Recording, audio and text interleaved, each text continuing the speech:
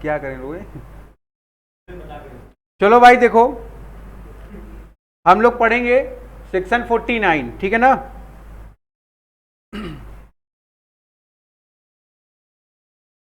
ध्यान रखो क्या क्या पढ़ा दिया गया तुमको। कैपिटल गेन में पढ़ा दिया गया आपको अंडर सेक्शन 45, ठीक है। वन आपको पढ़ा दिया गया जिसमें क्या बताया गया था।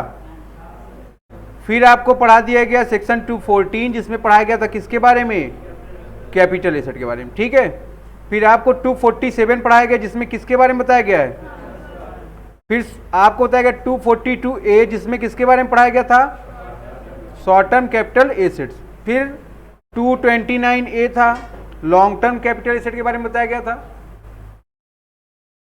अभी देखो 45 तुमको नहीं पढ़ाया गया जो किसके लिए है, स्पेशल केस के लिए। 46 भी नहीं, 47 भी नहीं हुआ। फिर आपको हमने पढ़ाया था सेक्शन नंबर 48 जो किससे रिलेटेड है, computation of capital gain. Capital gain का कैलकुलेशन या कंप्यूटेशन कैसे करेगा, ठीक है ना। बताया गया था आपको पहले क्या करोगे, नेट पहले सेल कंसिडरेशन होगा। अगर सेल को प्रोसीड करने में कोई खर्चा लगाए, जैसे ब्रोकरेज हो गया या कमीशन हो गया, आप उसको क्या करोगे, माइनस कर दोगे।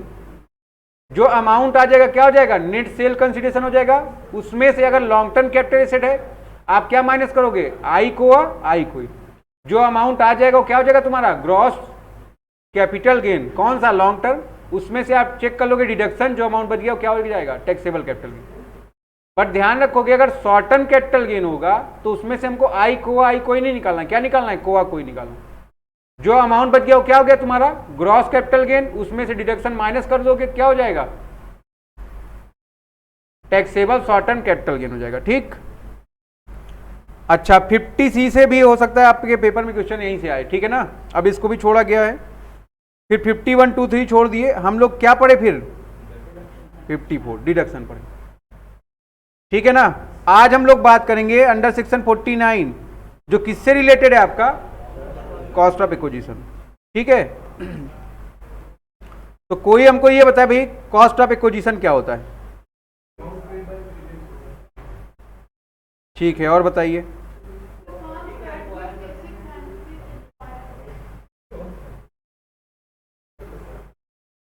अब हम लोग आ गए कॉस्ट ऑफ एक्विजिशन, कोआ, ठीक है ना। अगर शॉर्ट टर्म कैपिटल एसेट है तो आप क्या बोलते हो उसको, कोआ। बट अगर लॉन्ग टर्म होता है आप उसको क्या बोलते हो, आई का मतलब क्या हो जाता है यहां पर, इंडेक्सेशन, ठीक है ना।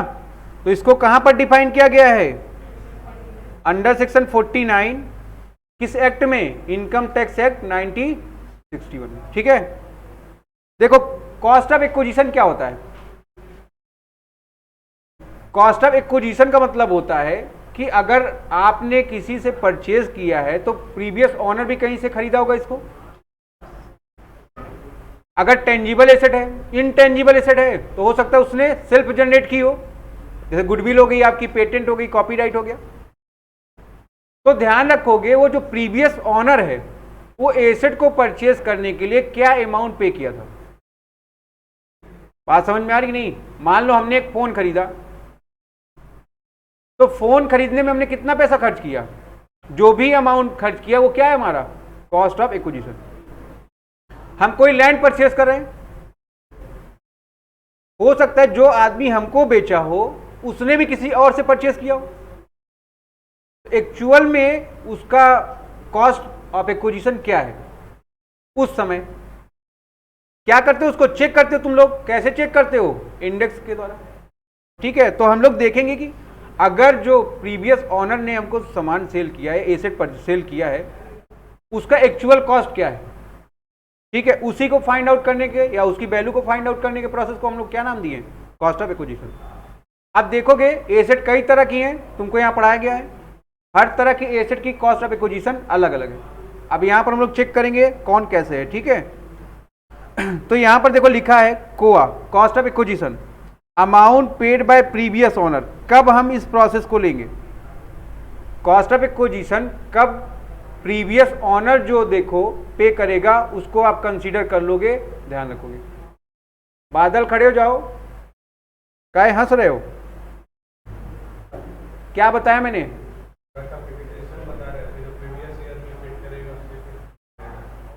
हम पढ़ा रहे हैं तुमको ऐसा कॉस्ट ऑफ एक्विजिशन जिसमें कोई प्रीवियस ऑनर जो अमाउंट पे करेगा उसी को आप क्या ले लोगे, कॉस्ट ऑफ एक्विजिशन। ठीक है, बैठ जाओ।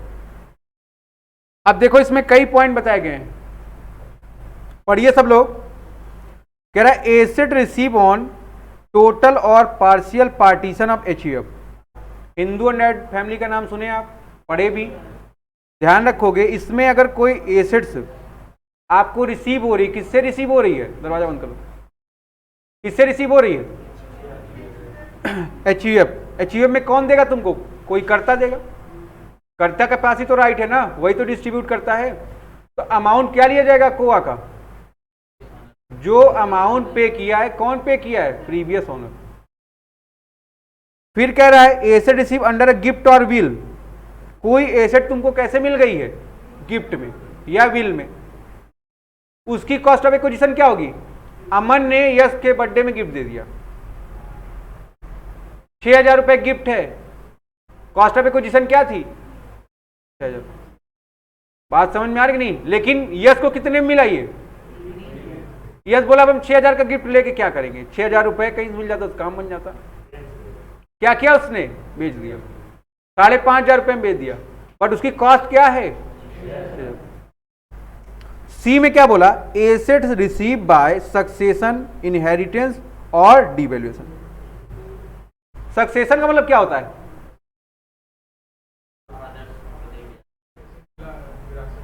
किसी से मिला है, ठीक है ना।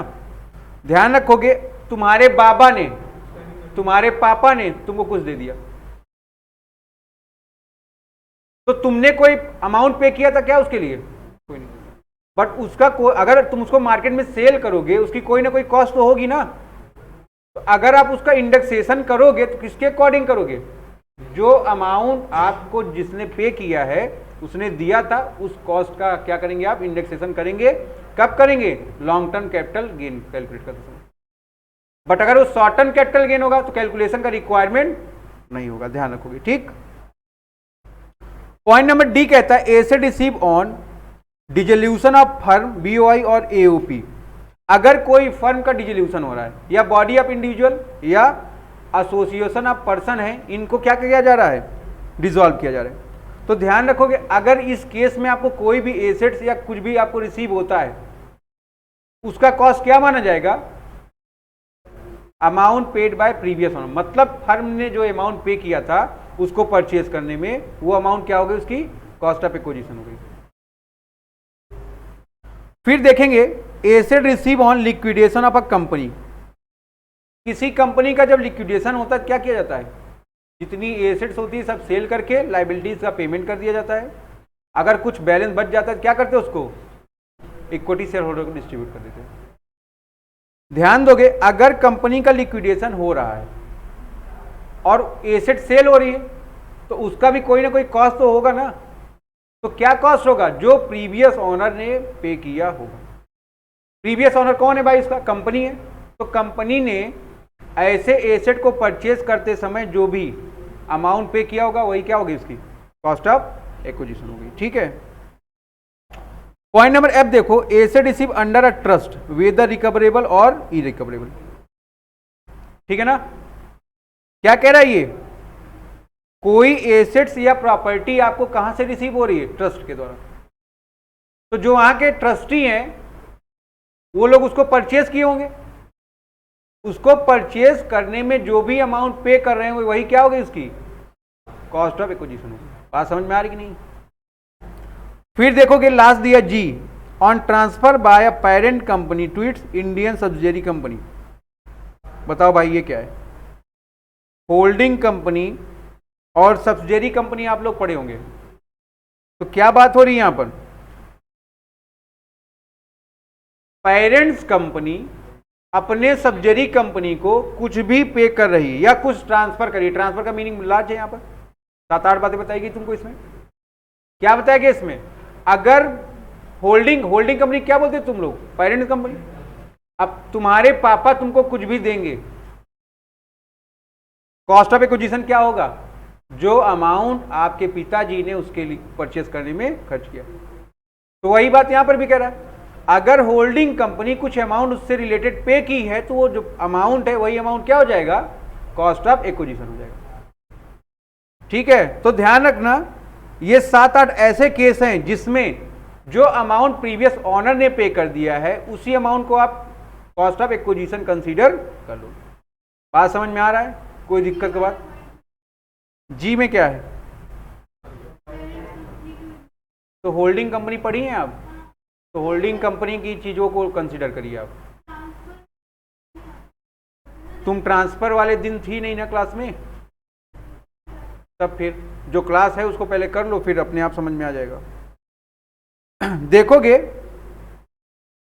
आगे भी उसमें एक बार लिखा है, company which is wholly owned by the parent company, जो पूरी तरह से, मतलब यहां पर होल्डिंग जो है वो कैसी बात की गई है, फुल होल्डिंग की बात की गई। जब आप होल्डिंग पढ़े होंगे, होल्डिंग दो तरह का था, एक फुल होल्डिंग था, एक पार्शियल होल्डिंग। अगर किसी कंपनी ने तुम्हारा पूरा शेयर परचेज कर लिया है तो क्या हो गया, फुल होल्डिंग हो गया। बट अगर पूरा नहीं खरीदा है, 50% से ज्यादा परचेज किया तो आप क्या हो गए, पार्शियल होल्डिंग में। ठीक है ना, तो ध्यान दोगे। ट्रांसफर का मतलब देख लेना, बहुत है चीजें उसमें। ठीक है ना, फिर पॉइंट नंबर एच क्या है, कह रहा on transfer of a capital asset by the amalgamating company to the amalgamated company if amalgamated company is an Indian company. कोई कैपिटल एसेट आप ट्रांसफर कर रहे हो, कौन कर रहा है, ध्यान दोगे, कोई अमलगमेटिंग कंपनी कर रही है ना। अमलगमेटिंग कंपनी का मतलब क्या है, जो नई कंपनी बन रही, किसको कर रही है, अमलगमेटेड कंपनी को कर रही है। और ये कंपनी कैसी है, इंडियन कंपनी है। बात समझ में आ गई, दो कंपनियों का अमलगमेशन हो रहा है, उसके दौरान कोई ऐसे ट्रांसफर की जा रही है, तो कॉस्ट ऑफ एक्विजिशन क्या लोगे आप, amount paid by the previous owner. I में क्या बोला, on transfer of shares of an Indian company by amalgamating foreign company to the amalgamated foreign company. अब यहां पर कह रहा है अगर शेयर का ट्रांसफर हो रहा है, शेयर को भी कंसीडर किया जाए, कैपिटल एसेट में कंसीडर किया गया था कि नहीं, शेयर्स या सिक्योरिटीज को भी एसेट में कंसीडर किया गया था। कौन सी एसेट थी ये, कैपिटल एसेट। वही बात ये कह रहा, अगर कोई फॉरेन अमलगमेटिंग कंपनी है, वो अपने शेयर का ट्रांसफर कर रही है अमलगमेटेड कंपनी को, और दोनों कंपनियां कैसे हैं, फॉरेन कंपनी है, इसमें भी जो अमाउंट प्रीवियस ऑनर ने पे किया है उसी अमाउंट को आप कॉस्ट ऑफ एक्विजिशन ट्रीट करोगे। बात समझ में आ रहा है कि नहीं? आगे देखोगे पॉइंट नंबर जे, यहां पर देखना, अगर कंपनी की बातें होंगी तो कंपनी कैसी होनी चाहिए, इंडियन कंपनी होनी चाहिए। ठीक है ना, ध्यान दोगे।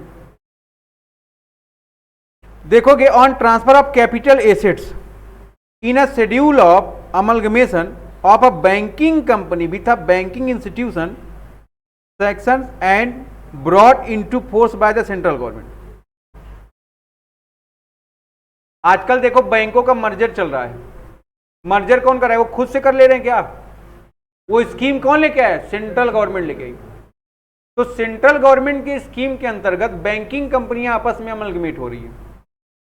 उस केस में अगर कोई एसेट या प्रॉपर्टी ट्रांसफर की जा रही है, उसकी भी कॉस्ट वही ली जाएगी जो अमाउंट प्रीवियस ऑनर ने पे किया हुआ है। बात समझ में आ रही कि नहीं? तो ध्यान रखोगे यहां पर पॉइंट नंबर जे क्या बोला है, यही बात बोला है। जरूरी नहीं जो बैंकिंग कंपनी क्या हो, अमलगमेट हो, कोई अदर भी बैंकिंग इंस्टीट्यूशन हो सकता है, या एनबीएफसीज भी हो सकता है। बात समझ में आ रहा है कि नहीं? फिर पॉइंट नंबर के कह रहा एसेट्स, एसेट में कौन सी एसेट्स है देख लो, being a self acquired property of a member receive by and HUF from its member. क्या बोला इसने,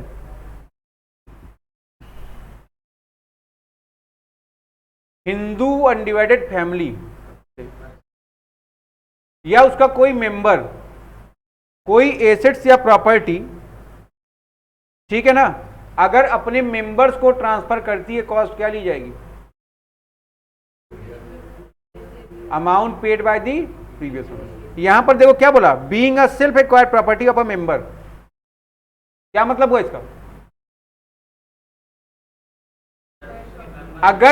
अगर मान लो देखो हिंदू, अब मेरे घर पर अगर हमारे पापा हमको कुछ दे देते हैं तो कॉस्ट ऑफ एक्विजिशन क्या होगा? Amount paid bye my father.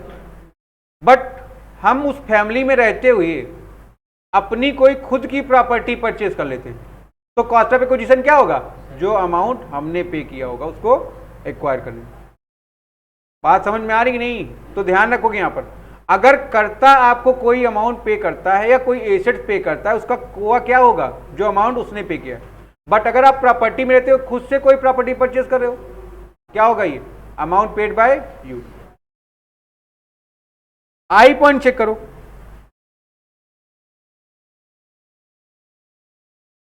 ये के बाद यल है।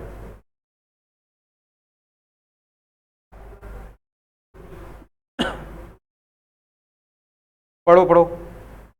अच्छा, यहां से पढ़ने के बाद एक बार अपने अपने बुक में जरूर पढ़ लेना, क्या होगा उसमें और पॉइंट दिया हुआ है, तो सारे पॉइंट आपको एक बार कवर हो जाएंगे। पढ़ना तो है नहीं तुम लोग को, बट एक बार पढ़ लेना।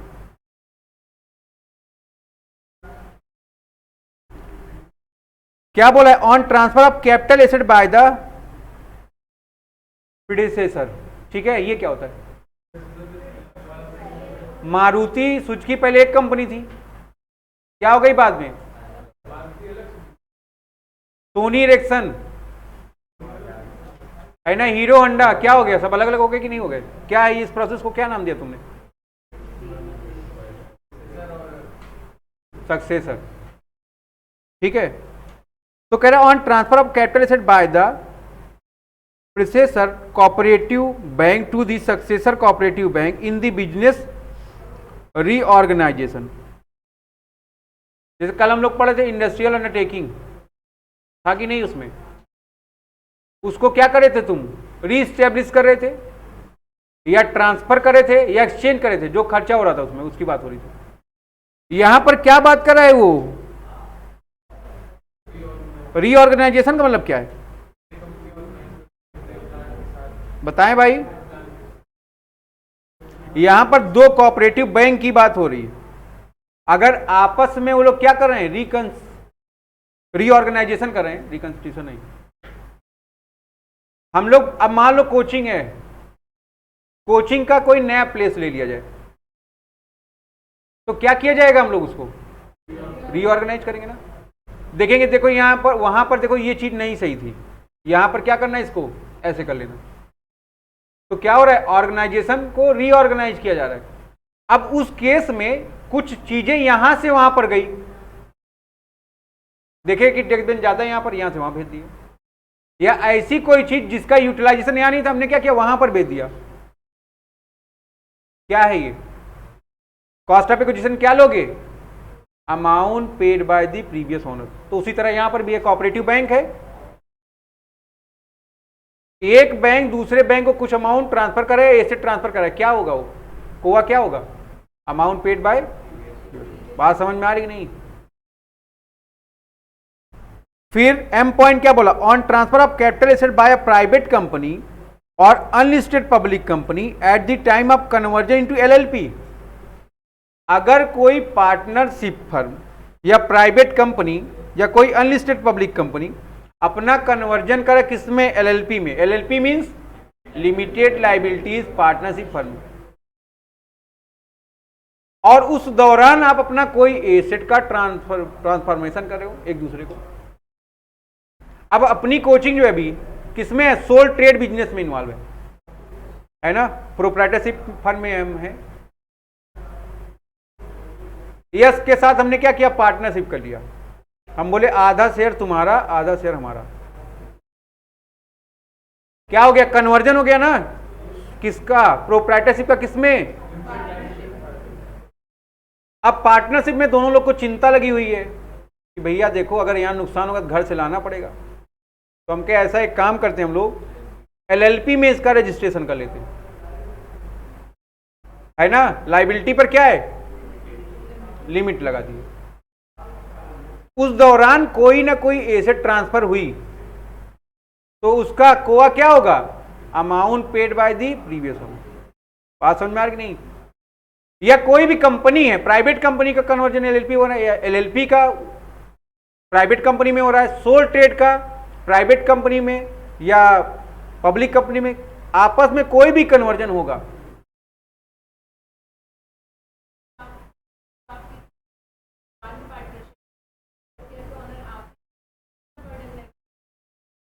तुम काहे अकाउंट में जा रही हो, टैक्स में रहो। क्या पूछ रही हो तुम? हम लोग यहां पर बात करें कॉस्ट ऑफ एक्विजिशन की ना, तो हम कह रहे हैं अब मान लो पार्टनरशिप हुई, बढ़ गया, बिजनेस बढ़ा, उस दौरान अगर हम कोई एसेट्स इनको ट्रांसफर कर रहे हैं, या मान लो हम अभी हमारा पार्टनरशिप हुआ, फिर हम कन्वर्जन कर दिए, फिर सोल ट्रेड में आ गए, ये कहीं नहीं हमसे नहीं होगा, 1 साल के बाद आप अपना काम धाम संभालिए, मेरे से नहीं होने वाला इसे। ध्यान रखोगे उस समय अगर कोई एसेट आपस में डिस्ट्रीब्यूट हो रही है, उसका कॉस्ट क्या होगा? Amount paid bye. आप यहां पर क्या चेक करिए? कोआ चेक करिए ना एसेट का, तो इसको ध्यान रखना है तुमको। अगर चाहे कन्वर्जन हो किसी भी ऑर्गेनाइजेशन का, और किसी भी चाहे एनपीओ का, private company, public company, sole trade, किसी में भी, उस दौरान अगर आप एसेट ट्रांसफर कर रहे हो तो कोआ क्या लिया जाएगा? Amount paid by the previous owner. बस इसको ध्यान रखना चाहिए, ठीक है? अकाउंटिंग ट्रीटमेंट पर नहीं जाना हम लोग को, यहां हम लोग किसकी बात करें? टैक्स की, ठीक है? लास्ट पॉइंट देखो, on succession of a sole proprietary concern by company. यहां पर देखो वही बात बोला, सोल प्रोप्राइटरशिप किसमें कन्वर्ट हो जा रहा है? कंपनी में। तो ध्यान देना, कन्वर्जन चाहे किसी का किसी में भी होगा, कोआ क्या लोगे आप? Amount paid bye. तो ये इतनी बातें हैं। इसके अलावा आप एक बार अपने बुक को रीड कर लोगे, उसमें देखोगे कुछ पॉइंट और दिए गए हैं जो मैंने यहाँ पर कवर नहीं किए, ठीक है ना? जो सिमिलर नेचर के पॉइंट होते हैं मैं कवर नहीं करता हूँ, ठीक है? आप देख लीजिएगा, एक बार पढ़ लीजिएगा। आगे आ जाओ, तो टोटल कितना हो गया ये?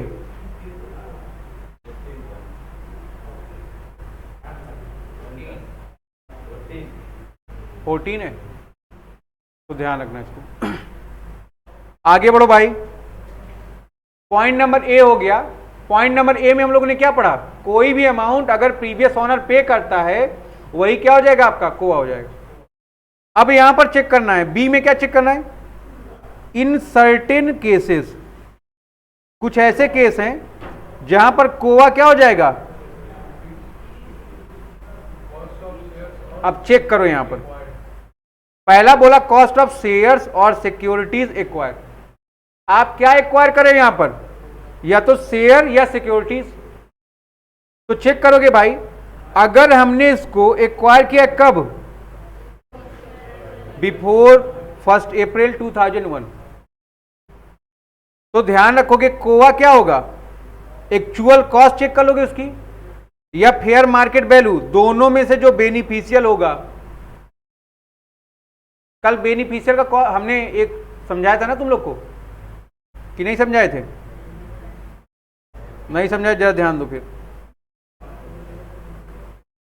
2001 में कोई एसेट्स की प्राइस कितनी है? चलो, हमने इसको 1998 में परचेज किया है 7 लाख रुपए का। दोनों में से बेनिफिशियल क्या होगी? जो वैल्यू ज्यादा होगी उसका इंडेक्सेशन करोगे आप, और जितनी ज्यादा वैल्यू आएगी उतना कम टैक्स पे करना पड़ेगा आपका। कोआ उतना बढ़ के आएगा, और जितना हैवी कोआ आएगा उतना टैक्सेशन कम होगा आपका।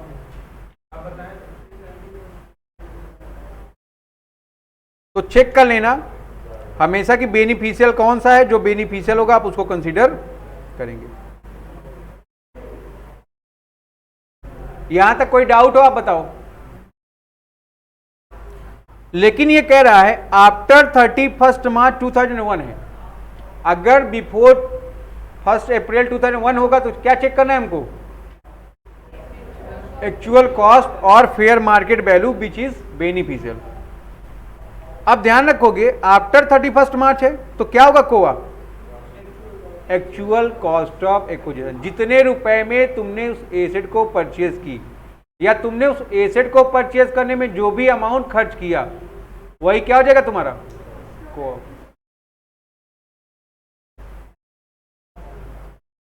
दूसरा चेक करो भाई, कह रहा है बोनस शेयर अगर होगा तो क्या होगा, तो इसको भी आपको चेक करना पड़ेगा। आपने परचेज कब किया है, 1 अप्रैल 2001 के पहले, तो वही बात चेक करना है। फेयर मार्केट वैल्यू चेक करो कब की, उस डेट की, वो डेट कौन सी है, अगर तुमने 1 अप्रैल 2001 को खरीदा या उसके पहले खरीदा तो उस दिन की फेयर मार्केट वैल्यू जो होगी वही आपकी कोआ हो जाएगी। बट अगर आप उसके बाद परचेस करते हो तो वैल्यू क्या हो जाएगी यहां पर, बात समझ में आ रही कि नहीं, क्योंकि बोनस शेयर अगर आप इशू करते हो तो उसका कॉस्ट हमेशा क्या होता है, 0।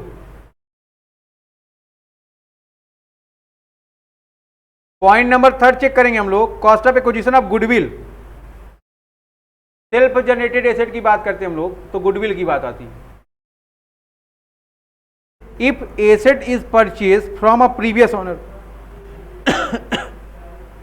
अगर आपने इसको प्रीवियस ओनर से परचेज किया है, जो पैसा आपने पे किया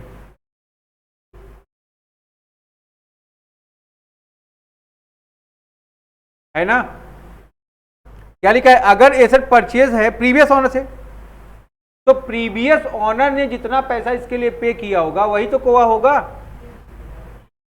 आपके द्वारा पे किया गया पैसा नहीं, जो आपके प्रीवियस ओनर ने पे किया वही क्या हो गया आपका कोआ। कोई और केस होगा तो कोआ क्या हो गया, बात समझ में आ रही नहीं। In case of previous owner has transfer such asset to the asset under section 49(1), अगर आप इसको क्या कर दे रहे हो, तो अगर ध्यान दो COA amount paid by previous owner है तो सेक्शन कौन सा अप्लीकेबल हो गया, और अभी तुम ऊपर क्या पढ़ रहे थे, ये क्या पढ़ा तुमने, बात समझ में आ रही कि नहीं। यहां पर भी तो वही बात लिखी है ना, amount paid by previous owner.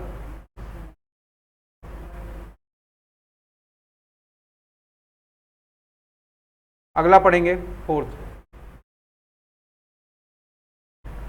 यहां तक बात क्लियर है ना, 4th पढ़िए 4th।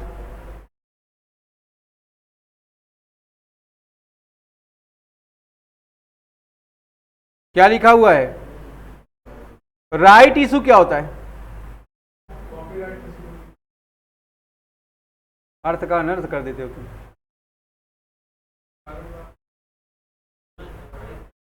राइट इशू क्या होता है, जब कंपनी कभी भी शेयर इशू करती है सबसे पहले जो लोग पैसा पे कर दिए होते हैं, शेयर पहले से परचेज करते हैं, उनसे पूछ लेती है।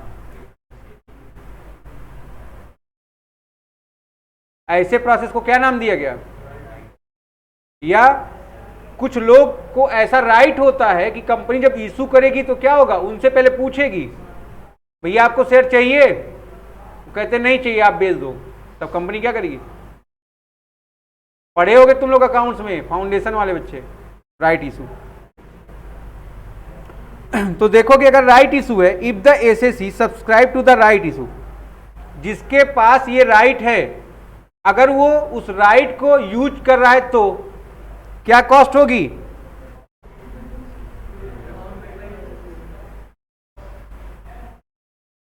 जिसके पास ये राइट है वो आदमी जो भी अमाउंट इसका पे कर रहा है वही क्या है, कॉस्ट ऑफ एक्विजिशन। अगर वो अपने राइट को रिनाउंस कर दे रहा है किसी दूसरे को तो, अगर आपने अपने राइट को यूज कर लिया amount paid by you, but आपने अपने राइट को रिनाउंस कर दिया, कॉस्ट ऑफ एक्विजिशन क्या हो गई, 0। फिर देखो पढ़ो, if assessee has purchase the right to subscribe for the additional share and security, अब देखो, कंपनी ने हमको 500 शेयर देना चाहा, हमने 500 ले लिया, तो 500 का कॉस्ट क्या हो गया, जो पैसा हमको मिला। राइट इशू केस में क्या होता है, आपको मार्केट प्राइस से चीजें सस्ती मिल जाएंगी। तो 500 शेयर को हमने सस्ते में खरीदा, उसका कॉस्ट जो पे कर दिया वही कोआ हो गया। बट यहां पर क्या कह रहा है, अब हम चाह रहे हैं और एडिशनल शेयर परचेस करना या सिक्योरिटी परचेस करना, तो अमाउंट जो हमने पे किया है राइट इशू पर और प्लस जितना पैसा एडिशनल शेयर को परचेस करने में खर्च कर दिया, दोनों अमाउंट उठा के ऐड कर दोगे। तो तुमने टोटल पे कितना किया, राइट इशू के लिए जो पैसा पे किया प्लस एडिशनल शेयर के लिए जो पैसा पे किया, तो total amount paid by the owner is called as cost of acquisition. बात समझ में आ रही नहीं? वही बात देखो यहां पर लिख दिया गया, कोवा का मतलब क्या हो गया, जो राइट शेयर पर है और जो परचेज पर है। कोई दिक्कत? बढ़े, इसको पढ़ो।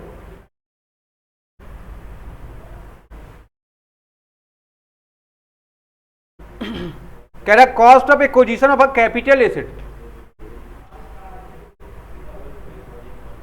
किसी कैपिटल एसेट को आप एक्वायर कर रहे हो, कब कर रहे हो, 2001 के पहले। तो cost of asset to the assessee, उस एसेट की जो भी कॉस्ट एसएससी ने पे की है। उसके बाद fair market value of the assets on 1 अप्रैल 2001, क्या ये 2001 को उसकी फेयर मार्केट वैल्यू क्या है, दोनों वैल्यू को चेक कर दोगे, जो बेनिफिशियल होगा वही क्या हो जाएगी आपकी।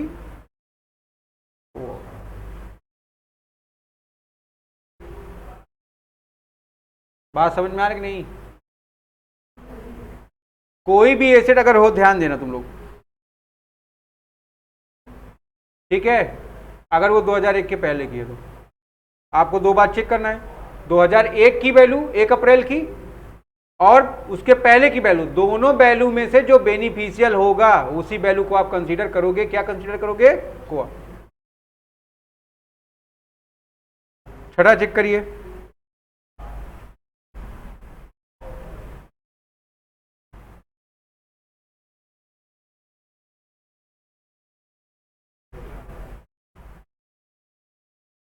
cost of acquisition of any assets acquired by the previous owner before 1 April 2001 by any mode। बताओ भाई,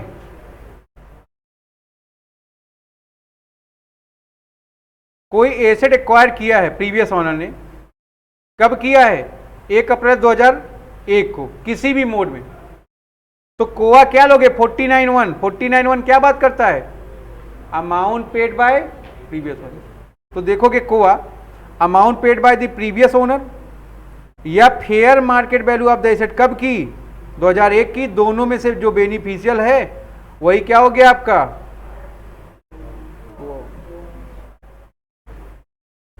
समझ में आ रहा है यहां तक?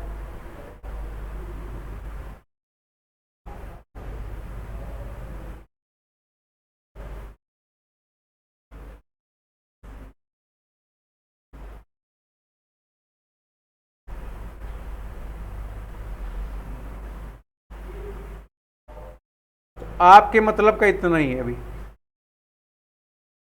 6 पॉइंट तक, ठीक है ना? क्या क्या बात बताई गई आपको, ये 14-15 बात बताई गई। इसमें बोला गया कि जो अमाउंट प्रीवियस ओनर पे कर रहा है वही अमाउंट क्या हो जाएगी आपकी, कॉस्ट ऑफ एक्विजिशन हो जाएगी, ठीक। फिर जब हम लोग दूसरे केस में बी वाले पॉइंट में, उसमें पढ़ाया गया आपको शेयर्स और सिक्योरिटीज। तो उसमें क्या पढ़ाया गया आपको, अगर 1 अप्रैल 2000 के पहले का है, आप चेक करोगे, क्या चेक करोगे, एक्चुअल कॉस्ट या फेयर मार्केट वैल्यू कब की, 2001 की, दोनों में जो बेनिफिशियल होगा वही क्या हो जाएगा आपका कोआ। और अदर कोई केस होगा तो कोआ क्या हो जाएगा, एक्चुअल कॉस्ट ऑफ एक्विजिशन। ये किसमें बताया गया है, शेयर्स और सिक्योरिटीज में, इसको ध्यान रखना है तुमको। बोनस शेयर के लिए क्या बताया गया भाई, 1 अप्रैल 2001 के पहले का है तो फेयर मार्केट वैल्यू चेक करो, जो फेयर मार्केट वैल्यू होगी वही उसका कॉस्ट हो जाएगा, कोआ हो जाएगा, ठीक। बट और कोई केस होगा तो केस क्या हो जाएगा, कोआ 0। गुडविल के केस में क्या बोला, अगर परचेज किया प्रीवियस ओनर में, amount paid by previous owner, any other case में कोआ क्या हो जाएगा आपका 0, ठीक है ना। फिर राइट इशू के केस में क्या पढ़ाया गया तुमको, अगर एसएससी अपने राइट को सब्सक्राइब करता है तो जो अमाउंट पे करता है एसएससी वही क्या हो गया आपका, कोआ हो गया। और कोई केस है तो वैल्यू क्या हो जाएगी 0। राइट्स के अलावा वो और शेयर परचेज करता है एडिशनल अमाउंट से, तो right issue plus additional amount paid by the owner, दोनों अमाउंट ऐड कर दोगे टोटल कोआ आ जाएगा, ठीक। कोई और भी कैपिटल एसेट है जो आप कब परचेज कर रहे हो, 2001 के पहले, तो क्या चेक करोगे, उस एसेट की कॉस्ट जो एसएससी ने पे की है और फेयर मार्केट वैल्यू दोनों में जो बेनिफिशियल होगा वही आपका क्या हो जाएगा, कोआ, ठीक है भाई, यहां तक कोई दिक्कत। और छठे में क्या बोला, cost of acquisition of an asset acquired by the previous owner before, तो ये भी वही बात है लगभग, ठीक है ना। यहां तक कोई प्रॉब्लम बताइए आप।